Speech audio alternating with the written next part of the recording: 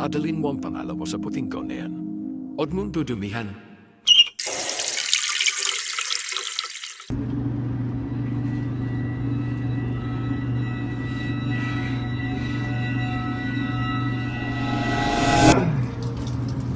Direct sa likod. Boses sa laki dapat. Bawal malambot. Uy, June, relax ka lang. Practice lang naman to, hindi pa naman board exam. Practice is where you fail. Sa hospital, bawal magkakali. Tsaka junior ako ni June senior. Hindi pwede na. Alam mo, grabe ka sa sarili mo. Tara, kape muna. Pwede ba mauna na lang muna kayo? Kasi kailangan ko ayusin yung posture ko eh. Nurses tayo, kailangan kagalang-galang tayo tignan. Sige, sabi mo, bala ka sa sarili mo.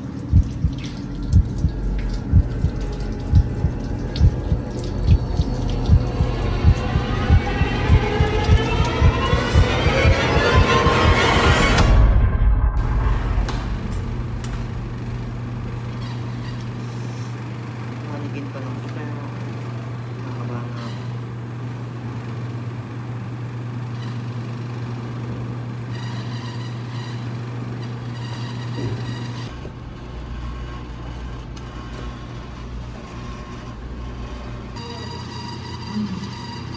Hindi ko ba makuha to?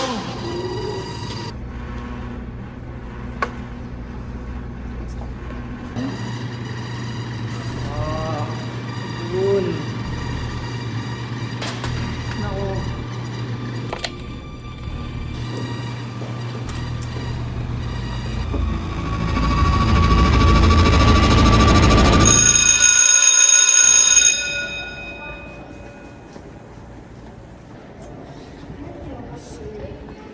So, kasi yun. Si June ba yun?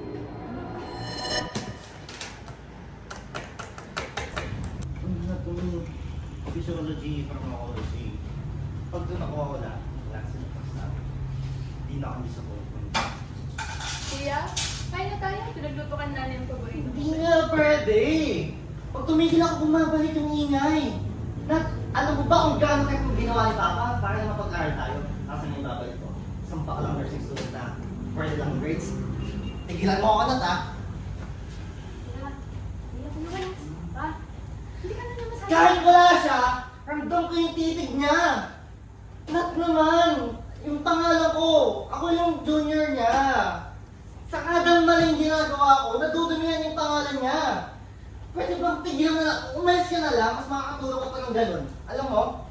Wala ka nga, June.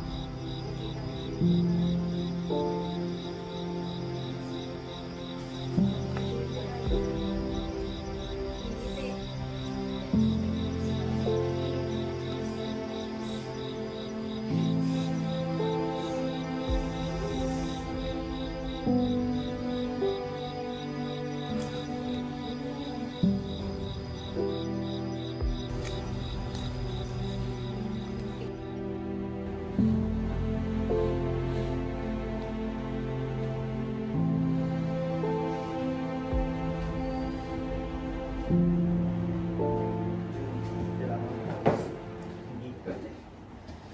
Basta Jun. Saan ko na ako? Hindi. Hindi ko. Ano ba yun? Doctor's order. Dose.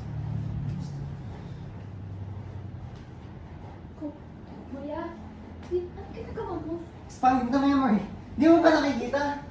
Nakakonect ko lahat. Yung anatomy, yung social norms, yung gender. Lahat. It's all a system. Kapag nagawa ko yun, pag na-master ko yun, wala na makakasakit sa akin. Wala na. Wala na makakasakit sa akin lahat.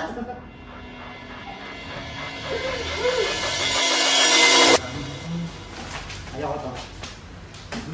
Thesis, exams, magtatap pa ako. Nak, Maayos na kain yung ka lahat. muna. Sabihan mo na ako, nagluto ako. Later naman. Kasi ubos na oras ko Ilang eh. araw ka na hindi kumakain oh. Tara na, sabayan mo na ako. Dahil, aalis na ako. Hindi ka nakakain? Yes. Ito, dali mo na lang to. Sige. Thank you. Mag-ingat ka.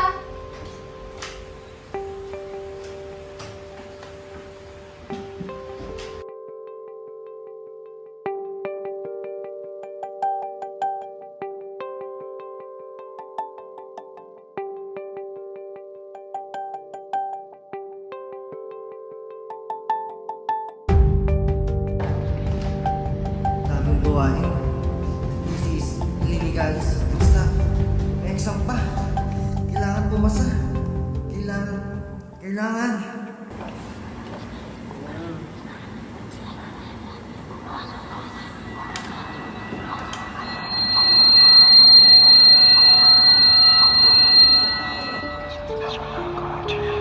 Walang silbi to. Hindi ito ang ginagawa ng mga lalaki sa pamilyang to.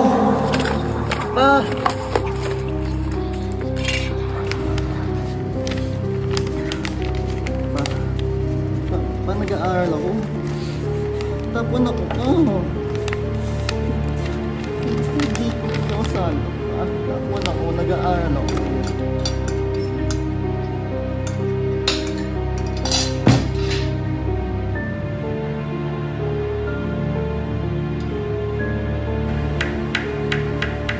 Kahit maging doktor ka pa, bakla ka pa din. Basura!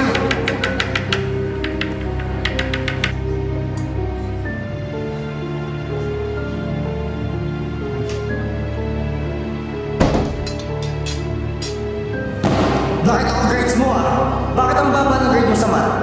Pinapaaral kita para maging matalino. Hindi para maging bobo. Gaya ng nanay mo. Kailangan mo matutunan na sa mundong ito, ang mahihina, natapak-tapakan. Ayoko ng anak na lampa. Ayoko ng anak na parang babae.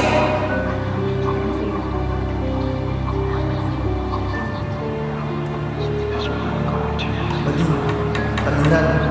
Nursing is for girls. Nakakahiya. Hindi. Basura.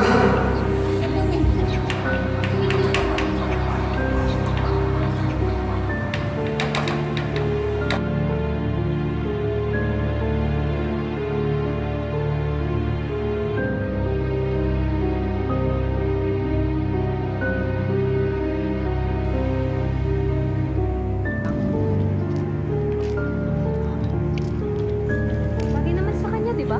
Mukha naman siyang malambot. Hindi ako ba din? Wow, nagsalita ang lalaki. Naririnig niyo ba yun? Eh akala ko ba, sabi ng tatay mo sa inumang kagabi na malambot ka, na mas lalaki pa yung aso nyo kaysa sa'yo? Hindi! Hindi ako talunan! Patunayan mo! Huwag yung mga kamay niyan. Bitawan niyo ako! Bitawan niyo ako! Bitawan niyo ako! Bitawan niyo ako! Bitawan niyo ako! Hindi. Ano? Hindi! Bitawan niyo ako! Bading! Bading! Bading! Salot! Bading. Ayoko! Ayaw ka! Ayoko! Ayoko! Ayoko nga!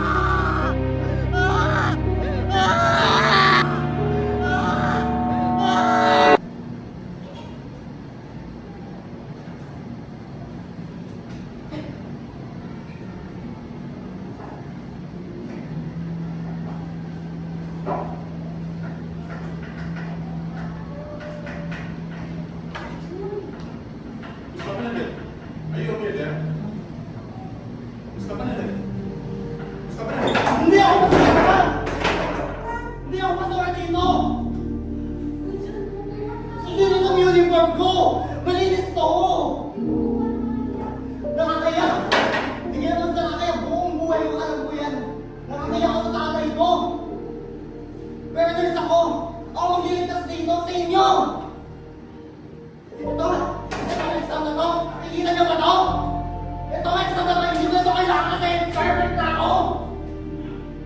Hindi mo na kailangan niya kasi perfect na ako. Perfect na ako. Bakit mo pa kailangan niya, di ba? Tingnan mo ako! Hindi ako maling! Hindi ako maling! Bakit na to junior mo? Bakit na to junior mo?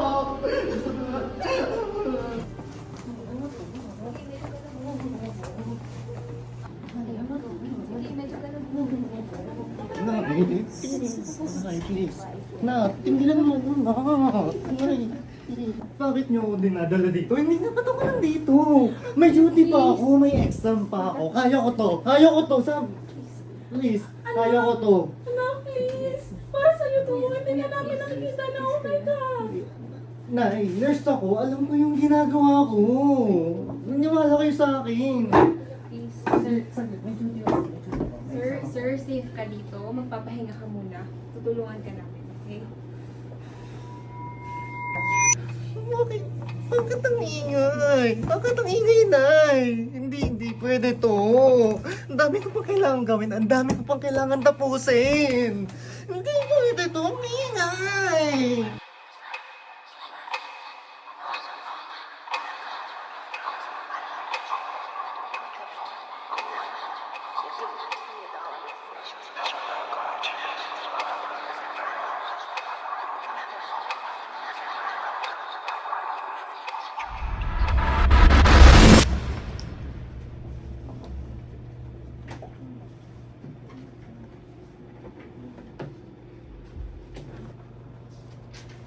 So, good morning, ma'am. Good morning, sir. I'm Dr. Joy. Bago po natin simulan ng pag-uusap natin, gusto ko po munang maintindihan at malaman ano po ba yung mga nakapansin niyo kay sir nitong mga nakaraang araw. Hindi na po siya natutulog. As in days na po. Tapos kung minsan, ang dami na niyang mga sinasabi. Parang hindi na siya yung kuya namin. Parang ibang tao na. Kahit maliit na bagay, nagkagalit siya.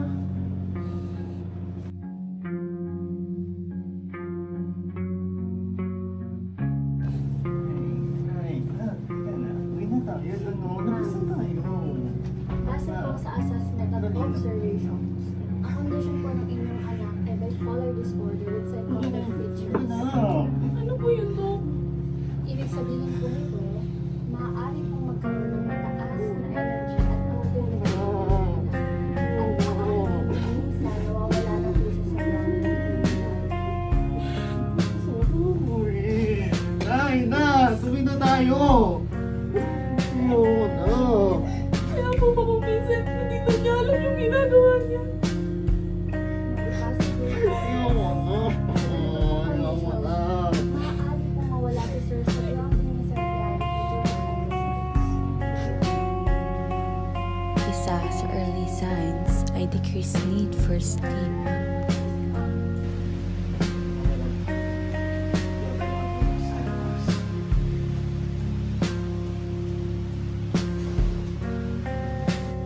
Kasunod nito, ang pressured speech, mabilis magsalita, tuloy-tuloy, hirap maputol. Babagsak lahat. Babagsak ako. Anak, tama na ano ba nangyari Hindi, sa'yo? hindi.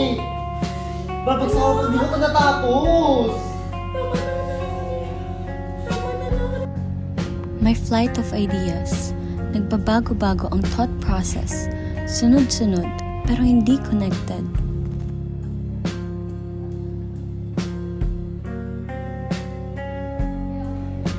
Kasama rin ang irritability at poor impulse control. Ilan mo nga ako. Ang dami niyo sinasabi. Hindi niyo ako naiintindihan. Ako lang. Hindi kita pinalaking basta Ako sa lang gumagawa ng Sige, paala ka! May delusional thinking, fixed beliefs na hindi grounded sa reality. Sa severe cases, nawawala ang sense of reality. Ito ang psychotic features. Ito ang auditory hallucinations. Hindi ka na. Pwede bang tigilan mo na kami? Tuloy na. Miss Pwede ba? Isin nyo na kami. Hindi po ito simpleng childhood distress. Ito po ay isang mood disorder with psychotic features. Kailangan po talaga ng anak nila treatment at monitoring. Unfortunately po, ang vision po ng inyong anak ay irreversible. Pero huwag po kayo mawawalan ng pag-asa. Meron pong pag-asa. Sa mga sensinyong treatment, sa maayos na pag-aalaga, maaari po mag-stabilize ang inyong anak. Bakit? Dito pa ito nandito. Bakit ako Sir, kalma mo naman. Nga naman lang na.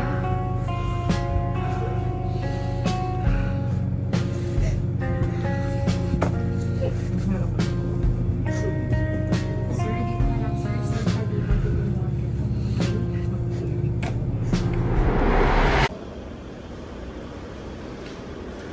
Morning, nurse! So I have this student with me. This is Bianca and Mrs. Lee. Hi, good morning. Welcome to the ward. Perfect timing. We're actually about to start the morning activities. Oh, okay. So our focus is June Benedict. So, kamusta po ito yung status ng baby? Based dito sa Charlotte na, yeah, sa akin. Stable naman vital signs, but he's still very rigid, no? Parang lagi siyang on guard. But for today's morning, ang nakaset siya sa kanya is mirror therapy. I think today will be facilitating lalo naman younger cells. Check na po namin yung environment. There's no sharp object and self-lighting lang po. Hindi po siya ma-overstimulate.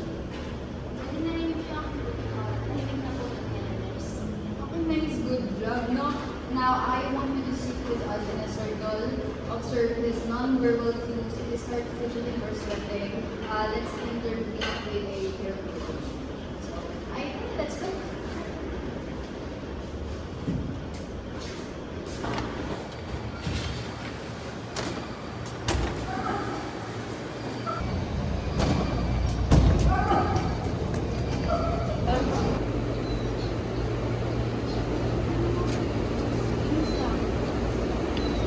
Morning, June. So, kamusta naman po talaga? Good morning po, nurse. I am ready for the evaluation po. Ano oras po yung exam? Walang exam ngayon, June. Nirelax lang tayo.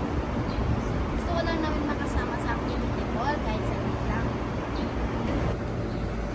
Nurse, kailangan po bang mataas po yung makuha ko dito? This is for you, not for me. Tara. So, parang i-consider lang naman na gawin natin. You're gonna write yourself, especially 50 years then Ano lang yung gusto mong sabihin?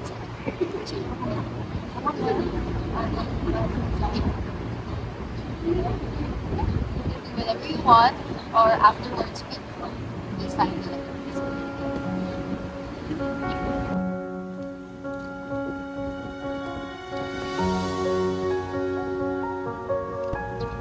Dear Junjun, sorry kasi pinipilit kitang maging matanda agad. Sorry kasi akala ko kailangan laging top 1. Maging proud sila sa atin. It's okay, June. Let it out. Hindi mo kailangan dalhin yung pressure ng papa. Jun, you are more than enough. Tao ka, hindi ka robot. Para kung may natanggal na para sa dibdib ko. Kasi, po, for the first time po, hindi ko naririnig na sumisigaw si Papa. Kasi, ang tagal tagal ko nang naririnig pero wala na siya ngayon.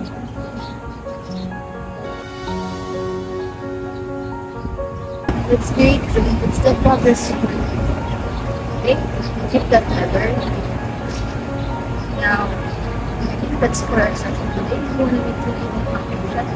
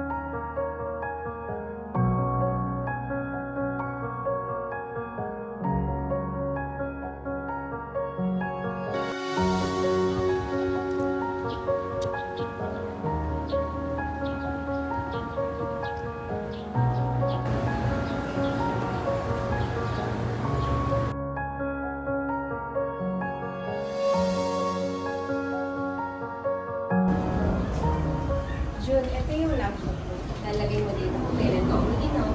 Tapos kung ano yung narandun. Sige po, ma'am. Ano ba, ma'am? Akala ko ba lalabas na ako dito? Kailangan ko kayo ng kalagayan ako. Alam mo, June, recovery is not a art.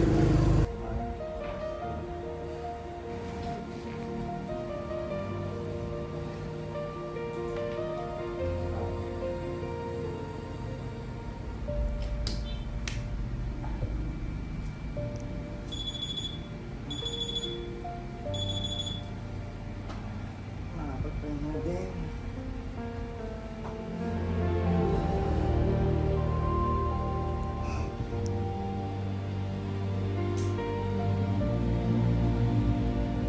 Wala. Pinatapos ka ba? Hindi na, wala na. Bukas na yan. Sabi na sundo, dapat hindi pa utang mo ka. Diba, hindi na magtapon, basta. Pagod yung utang. Iiwan na muna kita.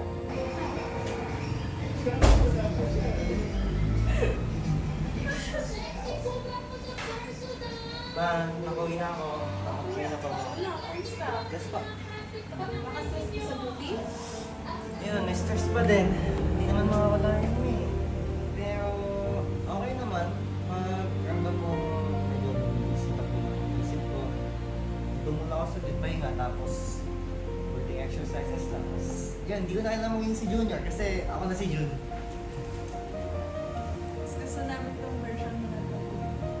Yan, kahit ako.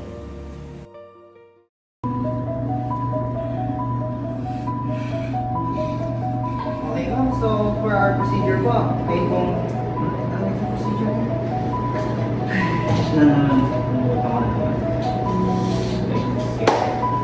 Okay lang. Ulit natin, right? Okay, for our procedure po, ma'am, we'll do a catheter po. So, bakit tayo nag-catheter?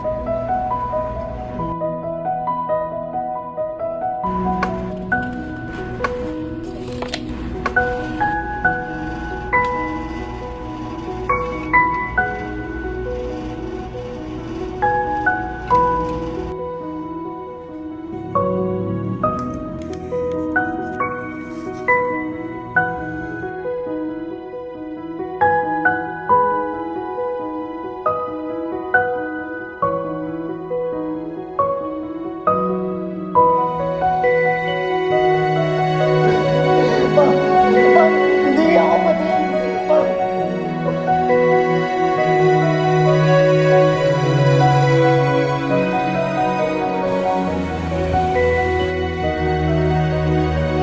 Dati, akala ko ang lakas ay yung walang mali. Yung laging una. Pero natutunan ko sa ward na ang tunay na lakas ay yung pag-amin na kailangan mo ng tulong. Di na ako takot sa ingay. Kasi ngayon, alam ko na kung paano makinig sa sarili ko.